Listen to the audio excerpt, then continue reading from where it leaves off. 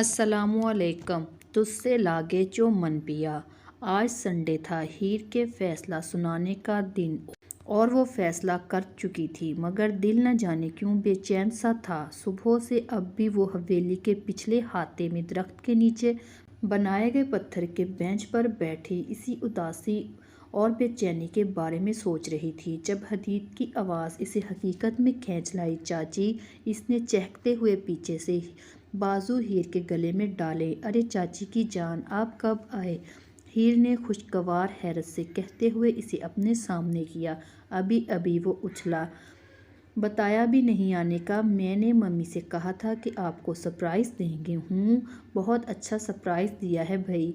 हीर ने मुस्कुराते हुए इसके गाल चूमे। मम्मी कहाँ है? हाल में बीबी जान के पास। तो चलो फिर हम भी वहीं चलते हैं। वो हदीद का बाजू पकड़कर खड़ी हुई। चलिए, वो उछलता कूदता आगे बढ़ गया। काश कि शम्स लाला ने यशार खान का खून न किया होता तो हदीद इतनी सी उम्र में बाप की शफ़क़त से महरूम न होता। हीर हदीद को देखते हुए अफसुर्दी से सोचती, इसके पीछे पीछे ही हाल में आई। अस्सलाम वालेकुम। हीर मुस्कुराकर कहती, मेहरू के गले लग गई। मैं सुबह से उदास थी, शुक्र है आप लोग आ गए। अरे भाई, उदासी की वजह? मेहरू ने राजदारी से पूछा। कोई वजह नहीं। वो मुस्कुराती हुई बीबी जान के तख्ते पर बैठी। अच्छा, और सुनाए, वहाँ सब कैसे थे? हीर के पूछने पर मेहरू ने इन्हें वहाँ की बातें सुनाने लग गई। यशेब डेरे पे था जब इसका सेल बजा। बाबा जान का नाम देखकर इसने काल उकी की। जी बाबा जान। यशेब, कहाँ हो तुम? मैं डेरे पे हूँ बाबा जान। खैरियत? जल्दी हवेली पहुँचो। वो लज्जत में बोले। क्या हुआ? सब ठीक है? यशेब फिक्रमंद हुआ। तुम आओ फिर बताते हैं, बाबा जान ने कहकर काल काट दी। यशेब परेशान होता अपनी जीप की तरफ बढ़ गया। अगले 10 मिनट में वो इनके सामने था। क्या बात है बाबा जान, आप परेशान लग रहे हैं? हूँ, उन्होंने इस बात में सर हिलाया।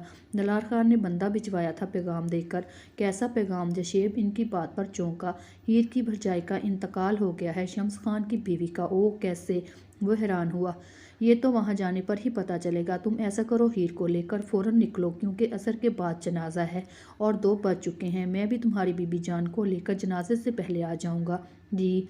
यशेब सर हिलाता उठकर हाल की तरफ आ, जहाँ हीर मेहरू की बातें सुन सुनकर हंस रही थी। यशेब ने इसके मुस्कुराते चेहरे को दिल में उतारा और आहिस्ती से अंदर दाखिल हुआ। अस्सलाम वालेकुम, आप कब आई? वो संजीदा सा मेहरू से पूछ रहा था।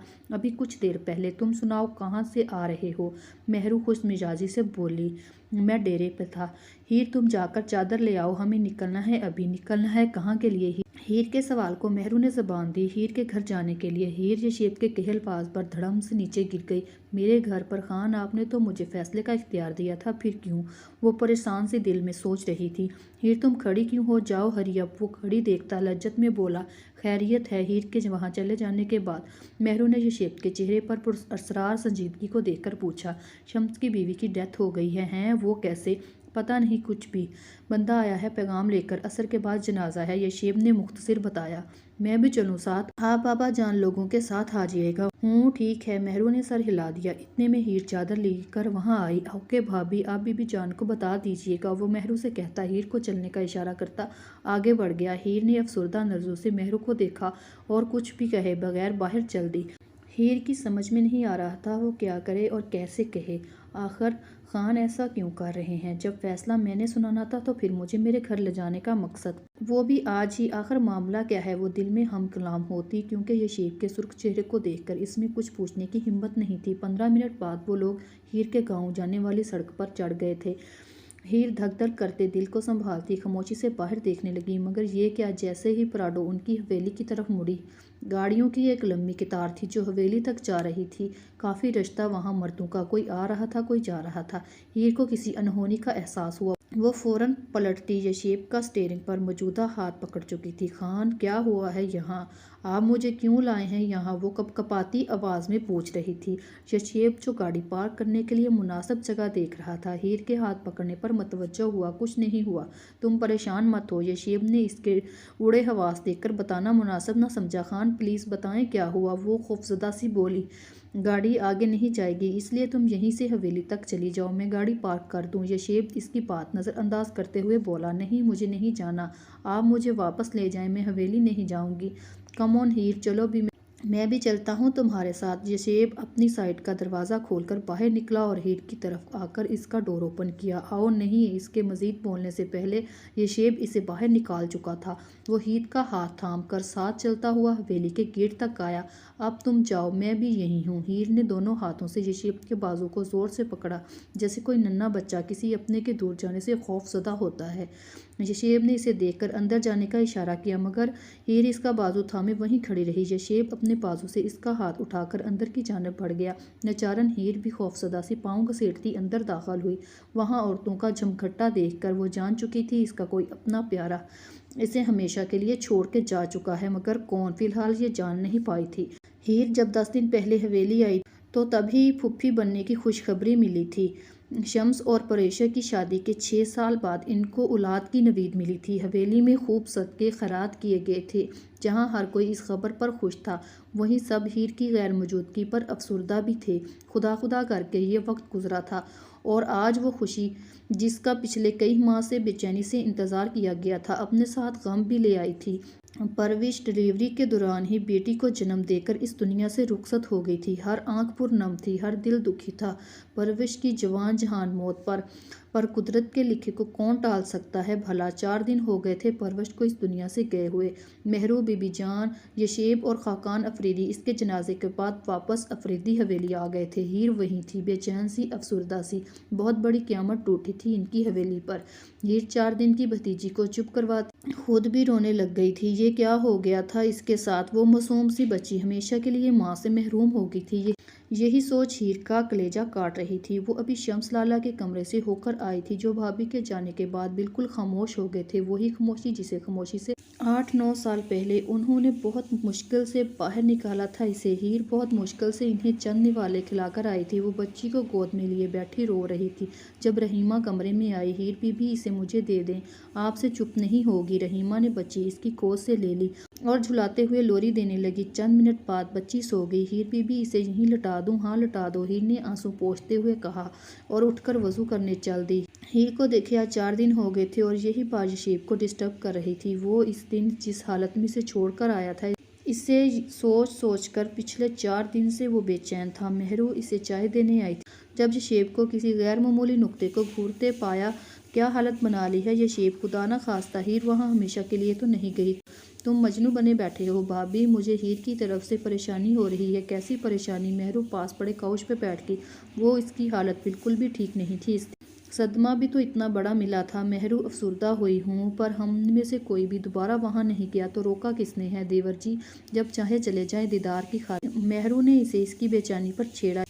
یشیب مسکرا دیا۔ بھابھی آپ بھی نہ چلو، جلدی سے یہ چائے ختم کرو اور جا کر ہیر سے مل لاؤ تاکہ تمہاری شکل پر کچھ تو فریشنس دیکھنے کو ملے۔ مہرو اس کے بال بکھیرتی مسکراتی ہوئی کمرے سے باہر نکل گئی۔ یشیب نے جلدی سے چائے ختم کی اور چینج کرنے کے بعد ہیر کے گاؤں کی طرف روانہ ہو گیا اس سے ملنے۔ یشیب مردانے میں دلار خان کے پاس بیٹھا تھا۔ جب وہ آیا تو شمس خان بھی وہیں موجود تھا۔ اس دوران یشیب اور شمس کے درمیان کوئی بات نہیں ہوئی اور نہ ہی شمس کچھ بولا اور نہ ہی یشیب نے اسے افسوس کیا۔ کچھ دیر بعد شمس خاموشی سے اٹھ کر وہاں سے چلا گیا۔ اس کے جانے کے بعد یشیب نے ہچکچاتے ہوئے دلار خان سے ہیر کو ملنے کا کہا۔ ہاں ضرور ملو بیٹا، میں سمندر خان سے کہتا ہوں وہ تمہیں وہاں چھوڑ آئے۔ دلار خان اس کا کندھا تھپ تھپا کر باہر نکل گئے۔ چند منٹ بعد یشیب سمندر خان کے ساتھ حویلی کے رہائشی حصے میں داخل ہوا۔ ہیر ظہر کی نماز پڑھ کر نیچے آ گئی تھی، جہاں عورتیں بیٹھی سورج یاسین پڑھ رہی تھیں۔ ہیر بھی ان کے درمیان آ کر بیٹھی اور سورج یاسین پڑھنے لگی۔ عصر کی اذان کے بعد وہ سورج یاسین رکھتی اٹھی اور نماز پڑھنے کے لیے کمرے کی طرف بڑھ گئی۔ وہ ابھی راہداری میں تھی جب اس کی نظریں سامنے سے آتے یشیب افریدی پر پڑی۔ ہیر جہاں تھی وہیں رک گئی۔ یشیب بھی اسے دیکھ چکا تھا۔ وہ آہستگی سے چلتا ہوا پاس آیا۔ کیسی وہ مدھم سرگوشی ہوئی۔ ہیر نے اس کی طرف دیکھا اور اس کی نظروں میں اپنے لیے فکر دیکھ کر خود پر کنٹرول کھو کر اس کے سینے سے جا لگی۔ سب ختم ہو گیا خان، میرے لالا کا گھر اجڑ گیا، وہ اکیلے رہ گئے خان، ہمارے گھر کی خوشیوں کو کسی کی نظر لگ گئی۔ وہ اس کا گریبان پکڑتی ہوئی رو رہی تھی اور بول رہی تھی۔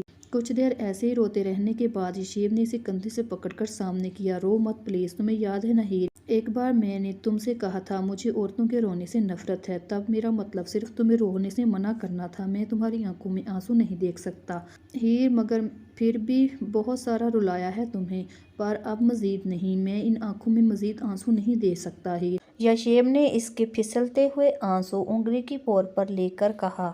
اب اور نہیں میری جان۔ یشیب نے اس کی سرخ سوجی ہوئی آنکھوں کو لبوں سے چھو کر سرگوشی کی۔ اس کی حرکت پر ہیر ہچکچاتی ہوئی خود میں سمٹ گئی۔ میں تمہیں دیکھنے آیا تھا، دیکھ لیا، اب چلتا ہوں۔ وہ پیچھے ہٹتا بولا، کچھ دیر تو رک جائیں خان۔ ہیر بھاری آواز میں بولی، رو رو کر اس کا گلا بیٹھ چکا تھا۔ یشیب نے اسے ہاتھ لگا کر سر پر بوسہ دیا۔ میں پھر آؤں گا ہوں جی۔ گھر میں سب کیسے ہیں؟ ٹھیک ہے، مگر تمہارے بغیر اداس ہے۔ میں کچھ دیر اور رکنا چاہتی ہوں۔ ہیر نے سوالیہ نظروں سے یشیب کو دیکھا۔ رہ لو جب تک چاہو، مگر وہ رکا، مگر یہ کہ تم رو کر ان نینوں پر مزید ستم نہیں کرو گی، ہاں؟ ہائے رے تیرے جھیل سے نین، ان نینوں میں ڈوبنے کو دل کرتا ہے۔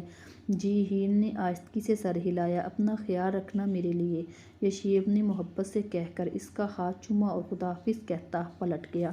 ہیر اس کے اوجھل ہونے تک اس کی پشت کو دیکھتی رہی۔ اس روز ہیر نے یشیب کو یہی فیصلہ سنانا تھا کہ وہ ہمیشہ ہمیشہ کے لیے اس کے ساتھ اس کی محرم اور اس کی بیوی بن کر رہنا چاہتی ہے، مگر اس روز وقت نے مہلت ہی نہیں دی کہ یشیب کو اپنا فیصلہ سنا پاتی۔ مرد چاہے جو بھی کرے، جو بھی کہے، مگر ایک وفا شار عورت ہمیشہ اپنے مرد کی محبت کی پجاری ہوتی ہے۔ اب اس پر جتنے بھی ظلم کرتے رہیں، مگر محبت کی ایک نگاہ پڑتے ہی وہ سارے ظلم، سارے غم بھلا کر پلٹ آتی ہے۔ یہ ہے عورت کی عظمت، اور ہیر ایک عظیم عورت تھی۔ ماں، میں دعا شمس کی بیٹی کو اپنے ساتھ لے جاتی ہوں، ہیر نے کچھ فاصلے پر کاٹ میں لیٹی اس معصوم پری کو دیکھ کر کہا۔ پروش کی موت کے 10 دن بعد ہیر کو ہی بچی کا نام رکھنے کا خیال آیا تھا۔ اس نے شمس کو کہا، مگر شمس ہیر پر چھوڑتا سائڈ پر ہو گیا۔ تب ہیر نے بچی کا نام دعا شمس خان رکھا تھا۔ کیسی باتیں کر رہی ہو ہیر، دعا کو تم کیوں لے جاؤ گی بھلا؟ ختیجہ حیران ہوئی۔ یہاں کون کرے گا اس کی دیکھ بھال؟ تم اپنے گھر، اپنے سسرال میں خوش ہو، ہمارے لیے یہی بہت ہے۔ دعا تمہاری ذمہ داری نہیں میری جان، میں زندہ ہوں ابھی اس کی دیکھ بھال کے لیے۔ مگر ماں، یہ اتنی چھوٹی سی ہے، ہیر فکر مند ہوئی۔ تم بھی تو اتنی سی تھی جب تمہیں بھی میں نے ہی سنبھالا تھا۔ وہ مسکرائی۔ ہوں۔ ہیر بھی ان کی بات پر مسکرا دی۔ اماں، مجھ سے لالا کی اداسی دیکھی نہیں جا رہی، اب آگے کیا ہوگا؟ چند منٹ بعد وہ پھر سے افسردہ ہوتی ہوئی بولی، تم پریشان مت ہو، جو زخم دیتا ہے وہ مرہم بھی رکھ دیتا ہے، وقت کے ساتھ ساتھ وہ بھی سنبھل جائے گا۔ تم بس اپنے گھر کی فکر کرو، میں تمہارے بابا سے کہتی ہوں وہ خود جا کر چھوڑ آئیں تمہیں۔ نہیں اماں، میری یشیب سے بات ہو گئی تھی کل، وہ صبح لینے آئیں گے مجھے۔ چلو اچھا ہے، خدا میری بچی کو سدا سہاگن رکھے، آباد رکھے۔ انہیں ہیر کا ماتھا چوم کر ساتھ لگایا۔ آمین، ہیر نے کہہ کر سر ماں کی گود میں رکھا اور آنکھیں بند کر لیں۔ اگلے صبح وہ سب کی دعاؤں کے تلے پورے 1 ماہ بعد یشیب کے ساتھ واپس آ گئی تھی۔ اس 1 ماہ میں مہرو اور یشیب 1-2 بار اس سے آ کر مل گیا تھا۔ ہیر کچھ دیر بی بی جان اور مہرو کے پاس بیٹھ کر کمرے میں چلی آئی۔ یشیب کمرے میں موجود نہ تھا۔ اس نے چادر اتاری اور بیڈ پر بیٹھ کر سینڈل اتارنے لگی۔ جب یشیب سیل کان سے لگائے باتیں کرتا ہوا کمرے میں داخل ہوا، ہیر نے اسے دیکھ کر پاس پڑی چادر پھر سے اوڑھ لی۔ یشیب نے ہیر کو دیکھ کر کال بند کی اور اس کے سامنے آ کر کھڑا ہو گیا۔ ویلکم ٹو مائی لائف، وہ مسکرایا۔ ہیر نے اس کی شوخ نظروں سے بچنے کو سر جھکا کر سائڈ سے نکلنا چاہا، مگر یشیب نے اس کا ارادہ بھانپتے ہوئے دونوں طرف بازو پھیلا کر راستہ بند کر دیا۔ خان پلیز مجھے چینج کرنے دیں، نماز کا وقت نکلا جا رہا ہے۔ ہیر نے ٹھوس جواز پیش کیا۔ اوکے، پڑھ لینا نماز، مل تو لو پہلے مجھ سے، میں تو ترس گیا ہوں تم سے ملنے کو۔ یشیب نے اس کے سرخ پڑتے گالوں کو دیکھ کر قریب کیا۔ پلیز خان، تنگ نہ کرے، وہ ممنائی۔ ارے میں نہیں، تم تنگ کر رہی ہو مجھے۔ یشیب نے محفوظ ہوتے ہوئے اسے سینے سے لگا کر کان کے پاس سرگوشی کی۔ آئی لو یو، میری نماز۔ ہیر یشیب کی گرفت میں کسمسائی۔ او یس، نماز زیادہ ضروری ہے۔ وہ ہنستا ہوا پیچھے ہٹا۔ یار مسکرا تو دو، جیسے میں گن پوائنٹ پر رومانس کرنے کی کوشش کر رہا ہوں۔ ہیر اس کی بات پر بے اختیار مسکرا اٹھی۔ دیٹس گڈ، اب جاؤ، اس سے پہلے کہ میرا دل بے ایمانی پر اسکائے۔ یشیب نے آنکھ دبائی۔ ہیر اس کی بات سن کر بھاگنے کے انداز میں ڈریسنگ روم میں جا کر دروازہ بند کر لیا۔ یشیب کا بلند آواز قہقہ اس بند دروازے سے پیچھے بخوبی سنائی دیا تھا۔ مزید ناولز کے لیے ہمارے چینل کو سبسکرائب کر لیں۔ اگر ویڈیو پسند آئی ہو تو ویڈیو کو لائک اور شیئر کریں، چینل کو سبسکرائب کریں۔ شکریہ۔